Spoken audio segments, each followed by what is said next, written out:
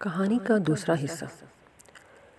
ثانیہ اس وقت اپنی دوسری ممانی کے گھر پہ موجود ہے اور اس وقت اس کی ایک کزن کی سسرال والوں نے آنا ہے، جس کی وجہ سے سبھی کاموں میں مصروف ہیں، لیکن کچن میں صرف ثانیہ اکیلی لگی ہوئی ہے۔ اس کی ممانی اس کو ڈانٹ رہی ہے۔ ثانیہ، بریانی کا مسالہ ذرا دھیان سے بنانا، کوئی کمی نہ رہ جائے۔ چاول ٹھیک سے ابال لینا، یہ نہ ہو کہ کنی رہ جائے۔ کچے چاول کون کھائے گا؟ مگر اس کا مطلب یہ بھی نہیں کہ چاول نرم ہی کر دو۔ فرحت ممانی کی پاٹدار آواز مسلسل اس کے پیچھے پیچھے تھی۔ اتنی فکر ہے تو خود آ کر بنا لے، مجھے کب شوق ہے اپنی خدمات پیش کرنے کا۔ صبح سے گھنچکر بنی ثانیہ نے غصے سے بھگونے میں چمچ چلاتے ہوئے خود کلامی کی تھی، مگر اسی وقت ہنکارا سن کر تیزی سے پلٹی تھی۔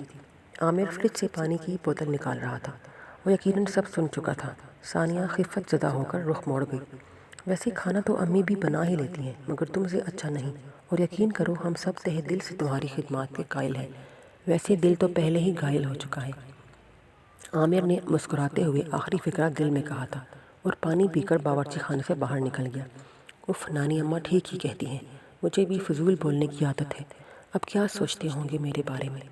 ثانیہ کو نئی فکر نے آ گھیرا تھا، اور ایسی فکریں تب ہی پلتی ہیں جب دل میں کسی کا مقام سب سے الگ اور خاص ہوتا ہے۔ ثانیہ اور عامر بھلے زبان سے کہتے نہیں تھے، مگر ایک واضح پسندیدگی اور تعلق دونوں ہی محسوس کرتے تھے۔ غیر محسوس طریقے سے عامر ہمیشہ اس کی حمایت کرنے کی کوشش کرتا رہتا تھا۔ اپنے گھر میں یا طاہر تایا کے گھر، وہ ہر جگہ سب کے سامنے بھی ثانیہ کے ساتھ غلط روا رکھے جانے والے رویے پہ باقاعدہ احتجاج بھی کرتا تھا، اور اکثر ثانیہ کے بہت سے چھوٹے بڑے کام حل کر دیتا تھا۔ ابھی بھی یہی ہوا۔ ثانیہ کسی کام سے لاؤنج میں گئی تو عامر اپنی ماں کے ساتھ بحث کر رہا تھا۔ امی، یہ زیادتی ہے، آپ باقی سب لڑکیوں کو بھی کام دیں، اکیلی ثانیہ ہی لگی ہوئی ہے۔ تمہیں یہاں کوئی اور نظر آ رہا ہے؟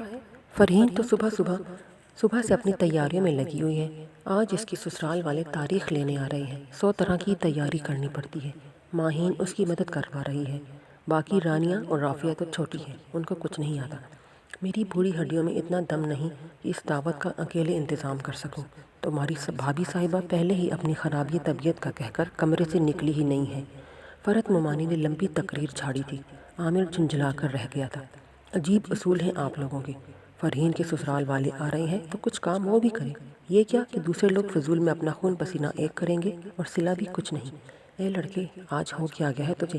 سب لڑکیاں ہی کام کرتی ہیں، میں کون سا روز روز ثانیہ سے کام کرواتی ہوں؟ اب ایسے موقع پر اپنے ہی کام آتے ہیں۔ فرحت ممانی نے لاپرواہی سے کہا تھا۔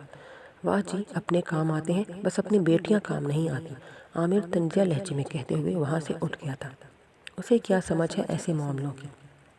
فرحت نے اس کی بات کو خاطر میں نہ لاتے ہوئے سوچا تھا، اور باقی کے انتظامات دیکھنے کچن کی طرف چل پڑی، جہاں ثانیہ سب کام مکمل کیے ہوئے تھی۔ کچھ دیر کے لیے ہی صحیح، عفت بیگم دل سے ثانیہ کے طریقے، سلیقے اور پھرتی کی قائل ہوئی تھی، جبکہ دوسری طرف ثانیہ ساری تھکن اور کوفت کو بھولے کسی کی اپنے فکر میں جلنے اور تڑپنے پہ زیر لب مسکرا رہی تھی۔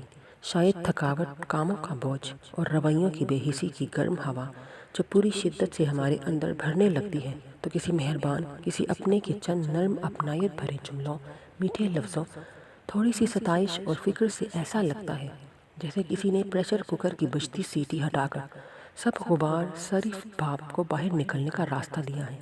سارے کام خوش اسلوبی سے انجام پا گئے۔ مہمان ہنسی خوشی تاریخ لے کر رخصت ہوئے۔